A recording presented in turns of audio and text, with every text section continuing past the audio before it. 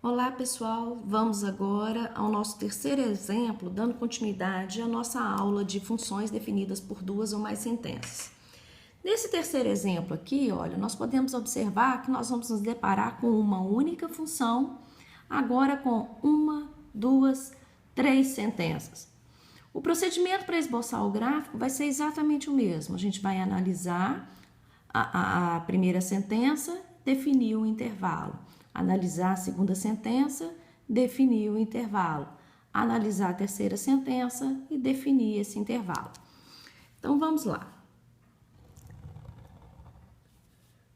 Traçando aqui o nosso eixo X, o nosso eixo Y e o nosso eixo X. Vamos lá. Ok. Analisando aqui a nossa primeira sentença, nós vamos ter aqui que f de x é igual a x. X é a nossa função identidade, é um caso particular da função do primeiro grau. Ora, se é uma função do primeiro grau, vale o mesmo estudo que a gente faz analisando os coeficientes angulares e lineares. Então, olha só, o coeficiente angular aqui, o coeficiente que multiplica a variável x, é o nosso a nessa função, né? É 1, ou seja, é maior do que zero. Se é maior que zero, eu já sei que o meu gráfico vai ser uma reta crescente. Sei que esse gráfico, essa reta, vai cortar o ponto zero, porque a minha raiz aqui, ó, lembrando que para achar raiz eu igualo essa função a zero, eu vou ter que x é igual a zero. Então, se ela corta x, é uma reta, corta x em zero, obviamente vai cortar o y também em zero. Eu poderia analisar também o coeficiente linear aqui, que seria o b nessa função, que vale zero. Então, aí só para reforçar essa passagem aqui no ponto zero. Nesse caso aqui, ó, é uma função identidade, porque ela passa lá no ponto zero uma particularidade, né? Isso aqui, só estendendo um pouco o nosso estudo, ela está dividindo esse ângulo de 90 graus aqui em dois ângulos congruentes, ou seja, um de 45 e um de 45. Ok, voltando aqui à nossa análise, ó, então a nossa função aqui tem o comportamento dessa função identidade, só que ela vai assumir esse comportamento somente onde x for o quê? Menor ou igual a 1. Valores de x menores ou iguais a 1 em x, eu vou ter que identificar o meu ponto 1 aqui em x. Pegando esse ponto 1 e levando até a minha função, ó, eu sei que a barreira dele está aqui, ó. O ponto 1 encontra aqui com a minha função. Ou seja, essa função, esse comportamento só está definido, valores menores que 1 são valores antes do 1. Ou seja, tudo que tiver antes do 1 aqui, olha, está definindo a minha função. Ok? Joia. Aqui, olha, tem uma observação que eu acho importante fazer, que é identificar se x vale 1 aqui, quanto que vale esse ponto aqui em y. No caso da identidade, não seria um problema, porque a gente sabe que se aqui vale 1, se x vale 1, o y também vai valer 1. Mas é importante a gente analisar, e aí eu vou até chamar a atenção aqui, olha, a primeira sentença, porque em algumas situações, né, sendo uma função diferente de uma função identidade, um comportamento diferente aí numa curva, por exemplo, é importante a gente perceber qual o ponto, em que ponto exato que aquela traçado, que aquela definição está passando. Por quê? Geometricamente pode até não influenciar tanto, mas como a gente vai estar fazendo a análise do conjunto imagem, essa altura para a gente em y, né, esse ponto em y, vai interferir diretamente no conjunto imagem. Então, é importante a gente fazer essa análise. Então, nós temos aqui, ó, a primeira sentença tem esse comportamento para x menor ou igual a 1. Menor do que 1 é antes de 1. Esse sinal de igual aqui vai incluir o meu ponto 1. Então, vamos representar com a bolinha fechada. Ok, Já na segunda sentença, o que eu vou ter aqui? Uma função constante, y igual a 1.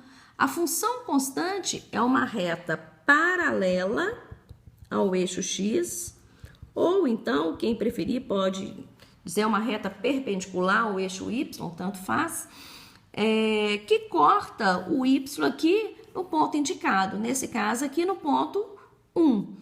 Jóia, então o comportamento dessa função constante aqui seria esse. Só que nessa função f de x aqui, ela vai assumir esse comportamento somente no intervalo de 1 a 4. Então, é importante eu verificar os outros pontos. 2, 3, 4. Meu 4 está ali, ó. Por que é importante identificar esse ponto? Porque ela vai ter esse comportamento aqui somente nesse intervalo de 1 a 4, ó. Então, aqui eu vou definir somente dentro do intervalo fechado, determinado aqui na minha função, na lei aqui da minha função. Então, olha, aqui é 1 menor. Se é menor, minha bolinha aqui ficaria aberta. Mas como o 1 já está incluído ali na primeira sentença, ó, união de bolinha aberta com bolinha fechada. No caso aqui é menor do que 4. Se é menor que 4, 4 não inclui, então eu tenho uma bolinha aberta. Joia, então eu tenho já a minha primeira sentença, a minha segunda sentença. Só chamando, reforçando aqui, olha, o ponto, esse ponto que eu achei, como eu falei na função identidade aqui foi fácil identificar. Quando eu ficar na dúvida, basta eu saber, para eu poder verificar a altura aqui, analisar que esse ponto aqui, ó, é só pegar aqui, no nosso caso a gente queria saber a altura dele em 1, né? Então, na verdade, eu vou analisar isso aqui. Quando x vale 1, se eu pegar 1 e jogar na minha função, o que eu descubro? O ponto em y. Ou seja, se eu pegar 1 e substituir aqui na minha função, eu vou ter 1. Observe que aqui, ó, eu encontro o ponto 1, exatamente esse aqui.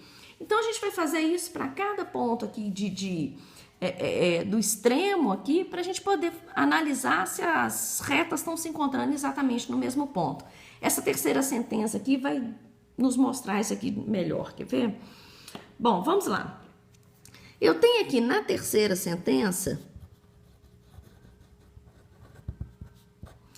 uma função do primeiro grau, 5 menos x. Se é uma função do primeiro grau, eu sei que o gráfico vai ser uma reta, e nesse caso aqui eu sei que vai ser uma reta decrescente, porque meu a aqui, olha, o coeficiente angular, que é o valor que está multiplicando a variável x, é menor do que 0, é negativo. Então, é uma reta decrescente que vai cortar y em 5. Para a gente verificar onde que ele vai cortar x, o que eu vou ter que fazer? Achar a minha raiz. Achando a raiz, basta eu pegar a função 5 menos x e igualar a 0. Menos x igual a menos 5, x igual a 5. Então, tá aqui a minha raiz. Então, é uma reta decrescente que corta x em 5. Ou seja, corta x em 5 e analisando a própria lei aqui, ó, ela vai cortar y aonde? Que ponto que é esse aqui? 5, lá no coeficiente angular, né? Então, o meu 5 vai estar mais ou menos por aqui, ó. Então, o que ocorre aqui? Na terceira sentença, reta decrescente, porque meu a é negativo, corta x em 5, porque é a minha raiz, e corta y em 5, porque o coeficiente linear, o termo independente aqui é 5. Agora, observa, se a minha escala, tá? E aqui a gente não está nem usando o papel milimetrado. Se a minha escala não sair perfeita, isso aqui pode dar algum desvio aqui, ó, e pode me induzir ao erro na hora de analisar o conjunto imagem. Por isso que eu chamei a atenção de verificar o que está acontecendo aqui, olha. Tá vendo que aqui ao passar pelo desenho aqui, tá parecendo que vai passar exatamente, vai encontrar com a minha segunda sentença ali. Vamos verificar se isso é verdadeiro? Para eu verificar isso, eu vou analisar o que vai acontecer com essa terceira sentença, com essa terceira reta, quando x vale 4. Ou seja, na verdade aqui, olha, deixa eu subir aqui um pouquinho. O que eu vou estar fazendo? Eu vou estar fazendo o meu f de 4 na terceira sentença. O f de 4 aqui vai ser o quê? Pegar a minha terceira sentença, 5 menos, no lugar de x, eu vou colocar 4. 5 menos 4, 1. Ou seja, que ponto que é esse aqui que eu encontrei? 4 de x e 1 de y. Opa! Então, o que eu estou garantindo aqui? Que essa reta vai realmente passar, vai cortar x em 5, cortar y em 5 também, e vai passar nesse ponto aqui, ó, 4 de x, 1 de y. Ou seja, tá aqui a minha projeção, ó. Então, se eu estivesse traçando o gráfico somente dessa terceira sentença, seria exatamente isso aí que a gente chegaria. Só que ela vai ter esse comportamento aqui somente para valores de x maiores ou iguais a 4. Ou seja, maiores ou iguais a 4 são valores à direita de 4. Então, maior é igual, 4 está incluído. União de bolinha aberta com bolinha fechada, mantém a minha bolinha fechada.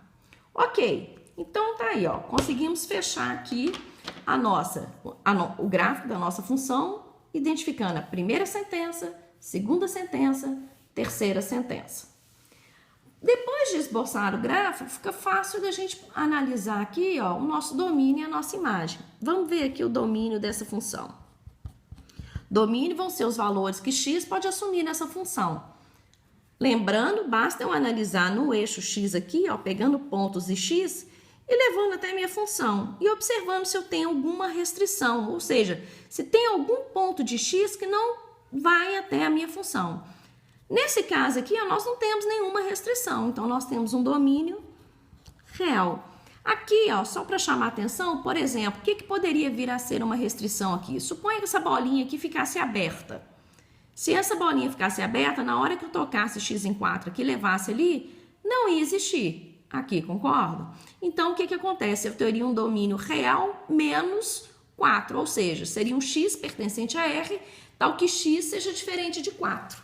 Então, a restrição do domínio é pegar aquele valor de x que não vai existir ali naquela função. O conjunto imagem, eu já vou analisar a y. Analisando o y aqui, olha, se eu observar minha função, ela existe de 1 para baixo. Se ela existe de 1 para baixo, aqui não tem restrição nenhuma.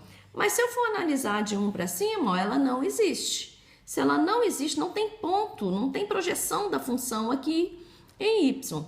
Então, eu vou ter que deixar claro isso aqui no meu domínio, na minha imagem. Então, a minha imagem vai ser y pertencente a R, tal que o y vai ter que ser o quê? Menor ou igual a 1. Ok? Então, a minha função ela só existe aqui para valores onde y for menor ou igual a 1. Então, analisamos domínio, analisamos imagem. No caso desse exemplo aqui, olha, eu ainda acrescentei isso aqui, ó. Depois determine f de 2, f de 6, f de menos 1.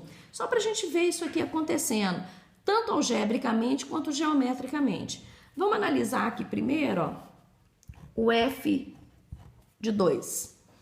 O f de 2, na verdade, eu estou querendo identificar. F de 2 significa pegar 2, jogar na minha função e ver o ponto de y. Com isso aqui, eu consigo identificar os pontos que pertencem a essa função aqui. Por exemplo, f de 2, o meu 2 estaria aqui, né? Então, só de olhar aqui para o gráfico, eu já sei que meu y vai ter que ser quanto? 1. Tá vendo? Aqui, ó, quando x vale 2, o meu y aqui lá na função vale quanto? 1. Mas vamos ver isso aqui algebricamente. Então, o que aconteceria? Quando a gente tem uma função, e era o que a gente vinha fazendo até então, uma função com uma única variável, fica fácil. Se me dá assim, f de 2, eu pego o 2, substituo na função e acho o y. Foi mais ou menos o que a gente fez aqui, analisando as sentenças separadamente, né? Aqui na terceira sentença, a gente analisou aqui, na primeira sentença, a gente analisou aqui. Nesse caso aqui, a minha função tem 3 sentenças, né? Aqui, ó, tem umas 3 sentenças. Então, eu tenho que analisar nas 3. Se eu tô querendo achar o f de 2, eu tenho que, primeiramente, 2 aqui não é o valor que eu vou substituir em x. Primeiramente, eu tenho que ver onde que existe o 2 dentro dessa função. Então, eu vou analisar em qual sentença o 2 pertence. X menor ou igual a 1. Não, o 2 não se encaixa. 1 menor que x menor que 4. Ok, o 2 está dentro desse intervalo aqui, ó. O 2 está dentro desse intervalo variando de 1 a 4. Ou seja, é nessa sentença aqui que eu tenho que substituir. Como é uma função constante, nem precisa, não tem nem a substituição, né? Qualquer valor de x, o meu y vai valer quanto? 1. Então, com isso aí, olha, a gente consegue mostrar geometricamente esse ponto aqui, né? 2, 1, 2 de x e 1 de y, que está exatamente aqui, ó. 2, 1. Seria esse ponto aqui, ok? Vamos analisar agora o f de 6.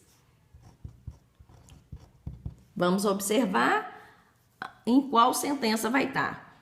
A gente já viu que na primeira sentença x menor ou igual a 1 não se encaixa, de 1 a 4 não se encaixa, valores de x maiores ou iguais a 4. Está exatamente aqui na terceira sentença. Então, onde que a gente vai fazer a substituição? Na terceira sentença. Então, vamos lá. Aqui eu vou pegar, ó, a terceira sentença, 5 menos 6, que é igual a menos 1. Ou seja, esse aqui, qual que é o ponto? 6 de x menos 1 de y. Deixa eu destacar essas respostas aqui para chamar a atenção. Vamos ver geometricamente se está tudo certinho? Então, olha só, 6 de x. Tá aqui o meu 6. Ok? Nessa função, quando o x vale 6, o y vale menos 1. Deixa eu pegar uma outra cor aqui, só para não misturar com o nosso gráfico ali. Então, vem cá. Se eu descer aqui, ó, o que ele está me dizendo aqui? Que quando o x vale 6, o y vale menos 1, ok? Então, essas representações aqui, ó, quando pede isso aqui, é só para a gente enxergar esses pontos. Por isso que eu falei que na hora de analisar o conjunto de imagem, isso é tão importante, porque vai me garantir exatamente... Eu pude garantir que isso aqui, essa altura dessa função aqui, ó, é 1. Então, a imagem tem que ser o quê? Menor ou igual a 1. Vamos ver aqui o terceiro ponto aqui, ó, f de menos 1. F de menos 1, onde que menos 1 aqui vai encaixar na nossa lei? X menor ou igual a 1, ou seja, vai encaixar na primeira sentença. Então, o que que eu tenho aqui? Menos 1, substituindo a primeira sentença, que é x, vai dar menos 1. Ou seja, o ponto aqui é menos 1, menos 1. Vamos enxergar isso aqui no gráfico. Olha só, quando x vale menos 1 vai estar aqui, né? Se eu descer aqui, ó, olha lá, y menos 1. Olha o meu pontinho aqui, ó, que a gente conseguiu localizar algebricamente. No gráfico a gente veria, né? Então, aqui eu consigo identificar cada um desses pontos. Só para a gente chamar a atenção aqui, olha. Então, eu vou ter aqui o f de 2. O f de 2 a gente analisou na segunda sentença. Só para vocês perceberem isso aqui depois. O f de 6 a gente localizou na terceira sentença. E o f de menos 1 a gente localizou na primeira sentença.